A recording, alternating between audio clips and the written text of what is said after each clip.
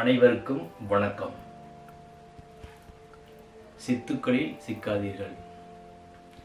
இதான் இன்றைக்கு இந்த வீடியோவினுடைய ஒரு தலைப்பு. இதை பற்றி தான் எனக்கு தெரிஞ்ச விஷயங்களை நான் பேசலாம் என்று நினைக்கின்றேன். பொதுவாக அந்த சித்துக்கள்லாம் பார்த்தீங்கன்னா பல பேர் சித்தாட்டங்கள்லாம் ஆடுறாங்க. ஒருவர் ஆன்மீக பயிற்சிகளை தொடர்ந்து ஒரு பயிற்சியை பல ஆண்டுகளாக தொடர்ந்து செய்யும் பொழுது பார்த்தீங்கன்னா அவருக்கு பல சித்துக்கள் கைவரப் பெறுகின்றார். அவருக்கு பல சித்துக்கள் கிடைக்கின்றது. இந்த சித்துக்கள்லாம் செய்வதனால பார்த்தீங்கன்னா அந்த காலத்தில் முன்னோர்கள் சித்தர்கள்லாம் பார்த்தீங்கன்னா பல சித்துக்களை செஞ்சுருக்காங்க. வானில் பறந்து போகிறது, காற்றுல பறக்கிறது, தண்ணீர் நடந்து போவது, நோய்விட்டவரை தொட்ட உடனேயே கண் தெரியாதவரை கண் தெரியும்படி செய்வது, நோயை குணமாக்குவது போன்ற பல சித்து வேலைகள், எலுமிச்சம்பழங்களை பறக்க வைப்பது போன்ற பல சித்து வேலைகள்லாம் சொல்கிறாங்க.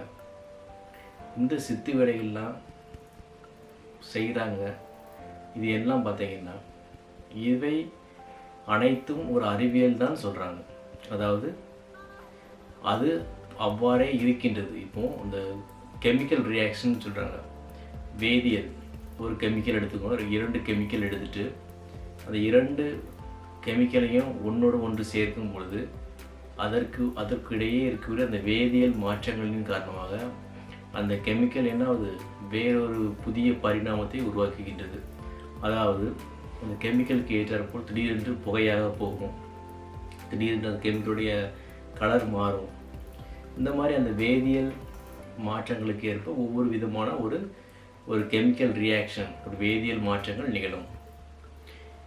இவை நமக்கு தெரியாத போது நம்ம இது முதலில் பார்க்கும்போது ஆச்சரியமாக இருக்கும். எவ்வாறு கலர் மாறியது, எவ்வாறு புகையாக போச்சு, அப்படி முதலில் நாம் பார்க்கும்பொழுது ஆச்சரியமாக இருக்கும். அதன் பின்னர் தான் நமக்கு தெரிய வரும், இது வேதியியல் மாற்றங்களின் காரணமாக இவை நிகழ்கின்றது அப்படின்னு தெரிய வரும். அப்போ சித்துக்களும் இதே போல் தான். சித்துக்கள் எல்லாமே பார்த்திங்கன்னா அறிவியல் பூர்வமாக இது எல்லாமே நமக்கு தெரியாததினால் நம்ம அது முதலில் பார்க்கும் பொழுது மிகவும் ஆச்சரியமாகவும் வியப்பாகவும் இருக்கும். அப்புறம் பார்த்திங்கன்னா இந்த மழை வர வைக்கிறாங்க. எல்லாமே பார்த்திங்கன்னா ஒரு கெமிக்கல் ரியாக்ஷன் தான். என்ன சொல்கிறது, அதெல்லாம் நமக்கு தெரியாத ஒரு விஷயங்கள் தான். நமக்கு தெரியாத ஒரு விஷயங்களை முதலில் நமக்கு பார்க்கும் பொழுது மிகவும் ஆச்சரியமாக இருக்கும். அதன் பின்னர் பார்த்திங்கன்னா நமக்கு இந்த சித்துக்கள் செய்வதனால் நமக்கு ஒன்றுமே இல்லை, நமக்கு நம்முடைய சக்தி தான் வீணடிக்கப்படுகின்றது, வேறு இந்த சித்துக்கள் நம் பிறருக்கு செய்து காட்டுவதனால் எந்த பயனும் இல்லை என்று சித்துக்கள் செய்பவர்களுக்கு காலப்போக்கில் தெரிய வரும். இந்த சித்துக்கள்லாம் செய்கிறாங்க, அவங்களுக்கு முதல்ல மிகவும் ஆச்சரியமாக இருக்கும். அப்புறம் பார்த்தீங்கன்னா கொஞ்ச காலத்துக்கு அப்புறம் பார்த்தீங்கன்னா அவர்களை ஏமாற்றுவது போல் தோன்றும். நாம் இந்த சித்துக்கள் எதற்காக செய்ய வேண்டும், இதில் ஒன்றுமே இல்லையே, பிறருக்கு இவ்வாறு செய்து காட்டுவதனால் நமக்கு என்ன பயன், நம்முடைய சக்தி தான் வீணடிக்கப்படுகின்றது என்று அவர்களுக்கு ஒரு உண்மை புரிய வரும், காலப்போக்கில் புரிய வரும். அப்போ அவர்களுக்கு புரிய வரும், இது சித்துக்களில் ஒன்றுமே இல்லை, இதனால் நம்முடைய காலம் நேரம் நம்முடைய சக்தி தான் விரயமாகின்றது அவர்களுக்கு புரிய வரும்.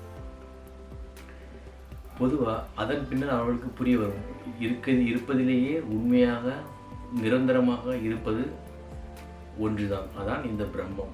இந்த பிரம்மத்திலேயே லயித்து, பிரம்மத்தை உணர்ந்து, பிரம்மத்தை லயித்து இருக்க நாம் கற்றுக்கொள்ள வேண்டும். இந்த உடம்பில் இருக்கும் பொழுதே நாம் கற்றுக்கொள்ள வேண்டும். அது மட்டும்தான் நிரந்தரமானது, அது மட்டும்தான் உண்மையானது.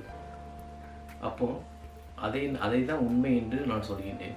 அப்போ அந்த சித்துக்களில் சிக்கினவங்க என்ன பண்ணுவாங்க, தன்னுடைய சக்திகளை வீணடித்து அதில் ஒன்றுமே இல்லை என்று புரிய வந்து அதன் பின்னர் பிரம்மத்தை நோக்கி ஓடி வருவாங்க.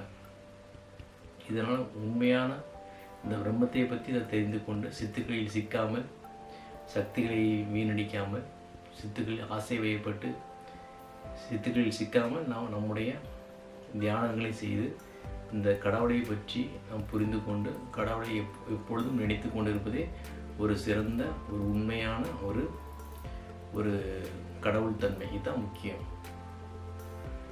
இந்த சக்திகள் மாந்திரியம் இதெல்லாம் பார்த்தீங்கன்னா, இந்த சித்து வேலைகள்லாம் பார்த்தீங்கன்னா இது சக்திகள் ஒருவரிடமிருந்து இன்னொருவருக்கு கொடுக்கப்படுவது. ஒருவர் ஒருவரை தொடுகின்ற சும்மா தொட தான் செய்வார். தொடர மாத்திரத்திலே அவருடைய சக்தியை பிறருக்கு செலுத்திவிட்டு பிறருக்கு சக்தியை கொடுத்து விட்டு போகிறாரு. நம்ம என்னதான் உட்கார்ந்து தியானம் செய்து மந்திரங்கள் ஓதி மாந்திரிகம் படித்து செய்ய வேண்டும் என்ற அவசியமே கிடையாது. இதெல்லாம் குருவின் வழியாக சீடனுக்கு கொடுக்கப்படுவது.